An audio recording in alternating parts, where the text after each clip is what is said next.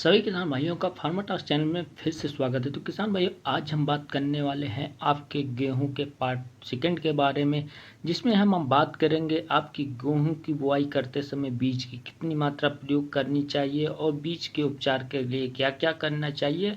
इसके साथ ही हम बात करेंगे आपके बुआई के समय खाद की कितनी मात्रा का प्रयोग करना चाहिए, जिससे आपका ज़्यादा से ज़्यादा गेहूं का उत्पादन हो और उसे रोग मुक्त उत्पादन किया जा सके। तो किसान भाइयों, वीडियो को करते हैं शुरू, और इससे पहले अगर आप चैनल पर नए हैं तो चैनल को सब्सक्राइब जरूर करें और वीडियो को लाइक करें।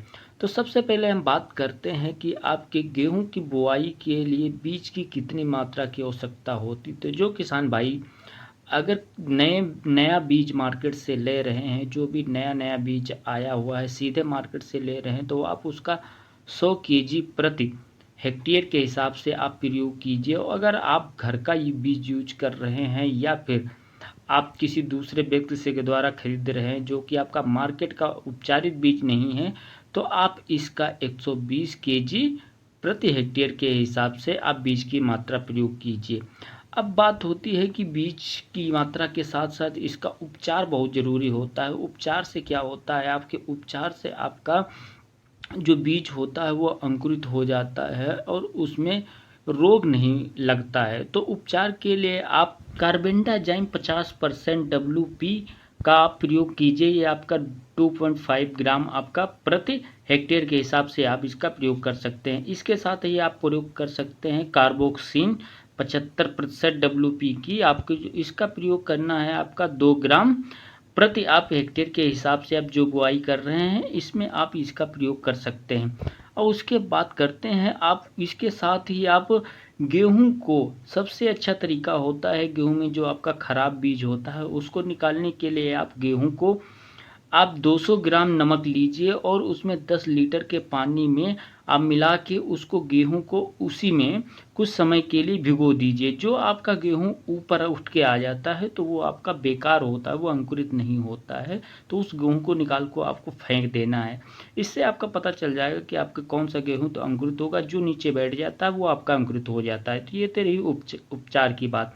अब बात करते हैं कि आपकी गेहूं की बुआई करते समय खाद की मात्रा का कितना प्रयोग करना चाहिए। तो अगर खाद में मात्रा की बात करें तो आपका 60 केजी नाइट्रोजन, आपका 40 केजी फास्फेट और आपका 40 केजी पोटास की ज़रूरत होती है। आपका पोटास और फास्फेट बहुत महत्वपूर्ण होता है, आप इसका प्रयोग कर सकते हैं। आप इसके लिए DAP का प्रयोग कर सकते हैं, उसमें आपको फास्फेट अलग से और पोटास अलग से डालना पड़ेगा।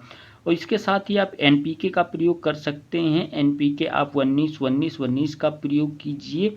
इसमें क्या होता है, आपका NPK में नाइट्रोजन आपका 19% और आपका फास्फोरस 19% और आपका पोटास भी 19% में होता है। तो आप NPK का प्रयोग कर सकते हैं या फिर आप DAP का प्रयोग कर सकते हैं। उसके साथ ही आपको अलग से फास्फेट और पोटास की ज़रूरत पड़ेगी। ये तो रही आपकी खाद की बात। अब कुछ बातों का ध्यान देना है आपको। आप गेहूं बुआई करते समय आप फंगीसाइड का जरूर प्रयोग कीजिए। आपको जो फफूंद नाशक होता है उसका प्रयोग करना बहुत ज़रूरी होता है। जैसे आपका बीज अंकुरित होता है तो आपका फफूंद लगने का चांस ज़्यादा होता है। तो आप फफूंद के लिए उसके लिए आप फंगीसाइड का यूज कर सकते। फंगीसाइड के रूप में आप ट्राइकोडर्मा हर्जिनियम करके आता है आपका, तो आप इसका प्रयोग कर सकते हैं। आप इसका 2 केजी प्रति हेक्टेयर के हिसाब से आप यूज कीजिए। और इसके साथ ही आपके अदर फंगीसाइड मिल जाएंगे आपको मार्केट में, आप वो ले सकते हैं। तो ये तो रही आपके फंगीसाइड के बारे में, उसके रोकथाम के बारे में। तो आपको इसके साथ ही कुछ बातों का ध्यान रखना है। आप बुआई करते हुए आपका गेहूँ अगर खेत तैयार कर लिए, आप तैयार करने वाले हैं या फिर आप बुआई करने, तो कुछ बातों का ध्यान रखना। उसमें सबसे ज़रूरी होता है आपके खेत में बुआई करते टाइम नमी होनी चाहिए। जिससे क्या होता है, नमी से आपका, नमी पाने से ही आपका गेहूं या भी जो भी आपका बुआई करते हैं वो आपका अंकुरित हो जाता है। वो दूसरी बात का आपको ध्यान रखना है कि आप जब भी गेहूं की बुआई करें तो उसकी बुआई करने के बाद में आप मेड़ जरूर बना दें, जिससे क्या होता है आपकी पानी निकास की व्यवस्था हो जाए। और इसके साथ ही आपका खेत होना चाहिए, आप कोशिश कीजिए आपका खेत बिल्कुल समतल हो और आप उसकी 2 से 3 बार जुताई करे हों, जिससे आपका क्या हो, मिट्टी भुरभुरी हो जाए, जिससे आप बीज को अंकुरित होने में कोई दिक्कत ना हो, बीज आसानी से अंकुरित हो जाए। तो इसी के साथ वीडियो को समाप्त करते हैं और आगे वीडियो आपको मैं इसी तरह से प्रोवाइड करता रहूँगा जो आपके आने वाले होंगे कि गेहूं की सिंचाई कैसे करें और अधिक उत्पादन के लिए खाद का कब प्रयोग करें। तो इसी के साथ वीडियो को करते हैं समाप्त। आपका बहुत बहुत धन्यवाद।